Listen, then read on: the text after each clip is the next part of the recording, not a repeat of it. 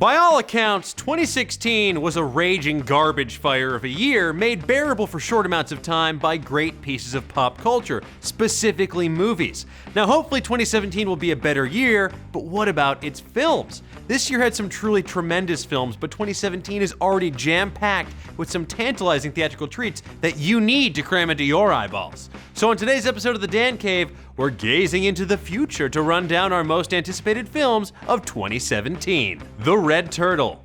Is there a distinct lack of Studio Ghibli in your life? Well, The Red Turtle is here to fix it.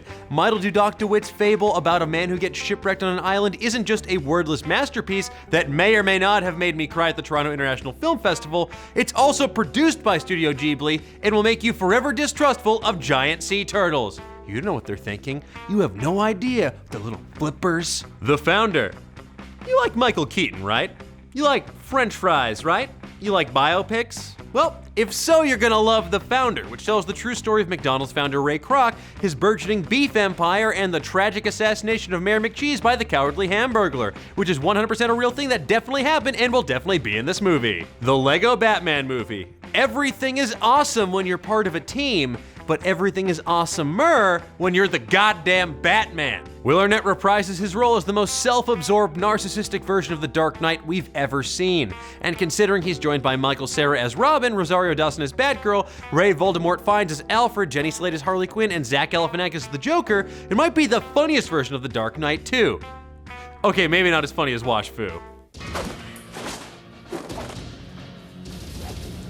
Why did you film this? John Wick Chapter 2. Keanu Reeves returns as everyone's favorite vengeful dog owner in a sequel to the 2014 cult classic. Except this time around, John Wick dies at the beginning, and his new dog must assassinate his way across New York City to take his adorable, cuddly, furry vengeance.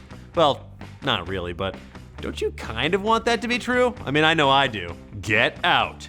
As part of Key & Peele, Jordan Peele made millions of people pee themselves with laughter. With his directorial debut, Jordan Peele will make millions of people pee themselves in fear with his new horror movie about race in America.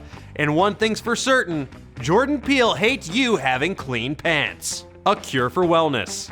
Let's face it, we're never gonna get a BioShock movie. We tried, Gore Verbinski tried his damnedest, but it didn't happen. But now Verbinski's taking his best ideas from that for A Cure for Wellness. The psychological thriller follows a young executive played by Dane DeHaan who travels to the Swiss Alps to find his company's CEO at a weirdo wellness center, only to have his sanity and his health questioned. Which is basically how I feel every time I hear Jessica Chobot talking about her weird imported Korean beauty products made from fish ghosts and powdered scorpions. Jess, I don't know what that is, and I'm not putting it on my goddamn face. Logan. If you watched that first Logan trailer set to Johnny Cash's cover of Hurt and didn't think, God damn, I want to see this movie, then I don't even know you anymore. Now this is as close to an adaptation of Old Man Logan that we're ever gonna get, with some fun twists on the source material, because legally they can't have Logan clawing his way out of the Hulk's stomach. I mean, they could do it with Blob, but that poor bastard has suffered enough. Now long story short, this movie is gonna rule, and I'm calling it right now, Professor X is just in his mind. Calm your mind! Which I am in, because I died. Kong Skull Island. Now look, when this movie was first announced, I admittedly rolled my eyes because honestly, who needs another King Kong movie? But then I saw the trailer with its massive megafauna, its kick-ass action sequences, smoldering shots of Hiddles McGriddles looking like Indiana Jones, and John C. Reilly as Dr. Steve Brule as Colonel Kurtz, and now it's the only thing I want to see. That, and I also want to know, what's the tiniest banana that he can peel with those big-ass monkey hands? Because picture that. Imagine like a tiny little banana. That'd be adorable. Guardians of the Galaxy Volume 2. I'm hooked on a feeling that Guardians of the Galaxy Volume 2 is gonna somehow be even better than the first film. Why, you ask? 3 words. Kurt motherfucking Russell. Did I ever expect to see Ego the Living Planet on the big screen? Hell no, and neither did you, and if you said you did, you're lying. But now that planet is going full-on Zeus, Kurt Russell style, fathering Star-Lords all over the galaxy, and my body is ready. Wonder Woman.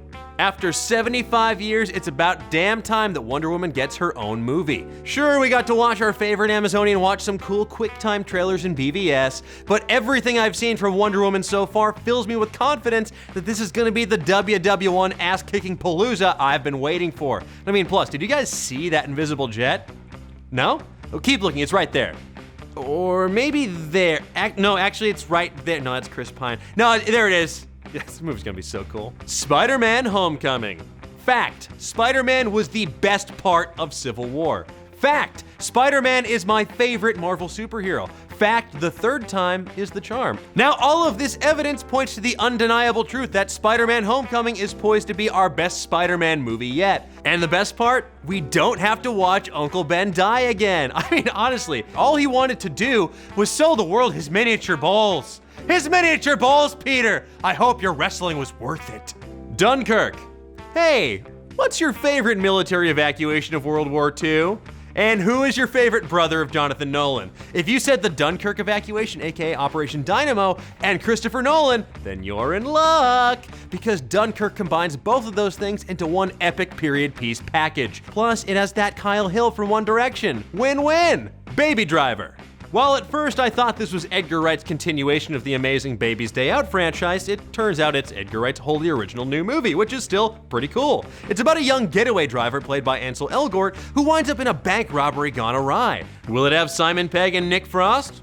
No, but will it have Kevin Spacey as a crazed crime boss and Jamie Foxx as a murderous gangster named Bats? You better believe it will. Valerian.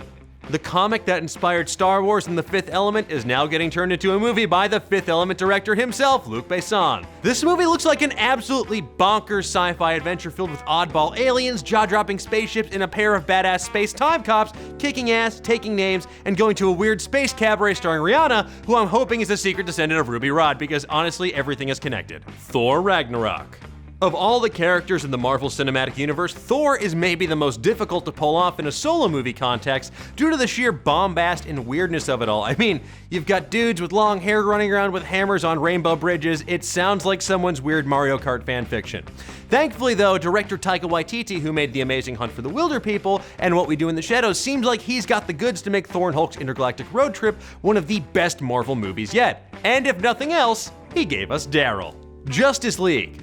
Now, say what you will about Batman v Superman and Suicide Squad, but I'll be goddamned if I'm not pumped to see the Justice League together on the big screen for the first time. After all, without the Justice League, we would never have the Avengers in the first place. Look it up or buy my book. The clips they showed at Comic-Con filled me with confidence about DC's flagship super team, and nothing's gonna convince me otherwise unless you're telling me that we're not gonna get mullet Superman. If you kill Superman, you gotta give us the mullet. That's how the story goes. Star Wars Episode 8. You know, that old chestnut. That old, hey, we're all gonna see this, right? Okay, cool, that's what I thought, chestnut. Also, let's talk about how Supreme Leader Snoke is just 3 Ewoks standing on each other's shoulders in a trench coat. And how about the fact that Max Rebo is Rey's dad? Yeah, think about that, Star Wars fans. And that, my friends, is just a sampling of the awesome films coming your way in 2017. But tell me, what are you looking forward to seeing most? What would you add to this list? Let me know in the comments below and give me 2017 thumbs up while you're there. And be sure to like and subscribe or else you might miss next week's show when we talk about a Wiccan high schooler who tries to hex a hunky jock to fall in love with her,